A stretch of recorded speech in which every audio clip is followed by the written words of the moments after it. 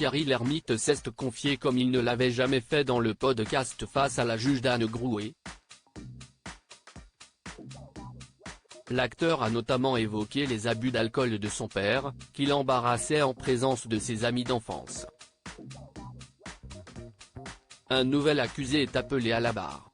Et celui-ci a tout fait, tantôt colonel, dans Papy fait de la résistance, ministre, médecin, policier, photographe ou tout simplement lui-même à l'écran. Thierry Lhermitte a cumulé les rôles au cinéma ces 50 dernières années.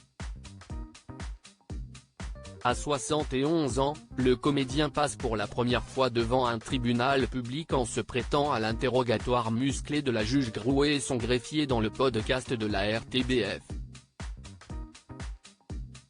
Un concept décalé permettant à la star de se livrer comme rarement sur sa vie. Thierry Lhermitte évoque pour la première fois l'alcoolisme de son père alors que la juge lui demande quel souvenir garde-t-il de ses parents et de leurs paroles récurrentes. Thierry Lhermitte est pris d'un léger fou rire en évoquant son papa, André. Et pour cause, mon père faisait beaucoup la sieste, donc j'ai une image de mon père faisant la sieste aussi bien chez lui qu'à son bureau, raconte-t-il au sujet de celui qui était administrateur de société dans l'entreprise familiale de son épouse.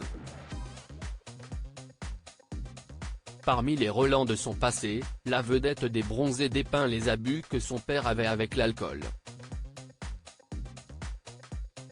Il avait un goût assez prononcé pour la bouteille donc je l'ai entendu dire beaucoup de bêtises que je ne répéterai pas, prévient le septuagénaire redonnant, en remontant le temps, le garçon embarrassé qu'il était à l'époque.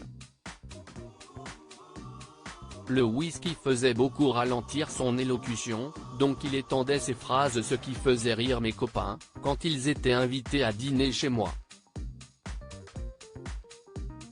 Moi, j'étais très gêné, évidemment, se remémore le fils qui, par la suite, a évoqué le divorce de ses parents.